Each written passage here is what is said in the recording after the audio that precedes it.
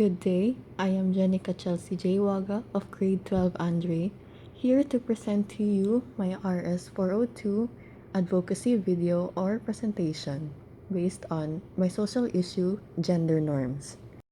Before I dive or expound as to why gender norms are relevant in today's society and what makes it a social issue in today's society, let me first define what gender norms are. Gender norms are standards and expectations to which women and men generally conform within a range that defines a particular society, culture, and community at that point in time. These are ideas about how women and men should be and act. Internalized early in life, gender norms can establish a life cycle of gender socialization and stereotyping. In simpler terms, gender norms are a type of stereotypes for women and men on how they should act in life. For example, women should marry a man who can provide for them, and women should bear children. As for men, they should be strong and manly, and that they should not show any emotion at all, for showing emotions in men would see them as weak in other people's eyes. Now, what makes it an issue? Gender stereotypes often shape how individuals express their personality, limiting the traits and behaviors considering socially acceptable for each gender. These stereotypes can discourage people from exploring aspects of their personality that don't align with societal norms, ultimately impacting their confidence and self-expression. Over time, rigid gender expectations can influence behavior, leading to internalized beliefs that affect both personal development and interpersonal relationships, according to the United Way of the National Capital Area 2025. Now, is it relevant? Gender norms are deeply ingrained in our society and can significantly impact individuals, particularly children. Restrictive gender norms often limit children's potential and opportunities, affect their self-esteem and mental health, and shape their relationships with peers.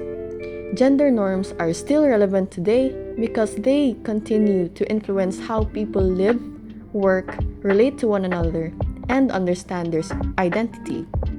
Now, in the lens of Catholic social teaching or CST, according to the Vatican News 2019, despite its doctrinal positions, the Church emphasizes the importance of pastoral care and dialogue.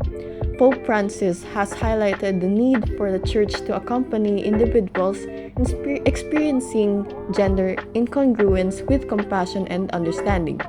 While maintaining its teachings, the Church seeks to engage in respectful conversations and provide support to those navigating complex personal situations. Now, when gender norms prevent individuals from fully participating in society, whether in the family, workplace, church, or community, this principle is undermined.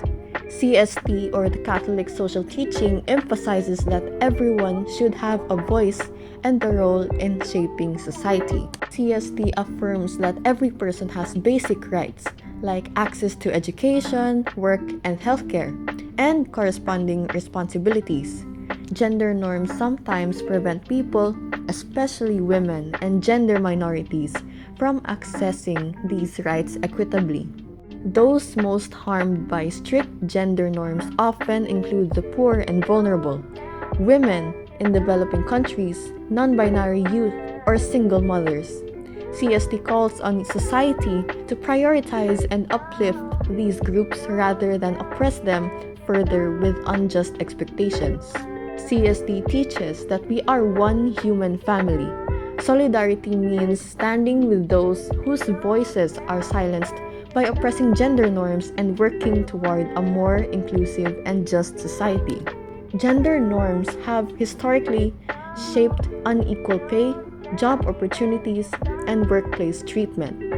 CST upholds the dignity of work and demands fair treatment of all workers, regardless of gender. This ends my advocacy presentation. Here are the references used. Thank you and God bless you all.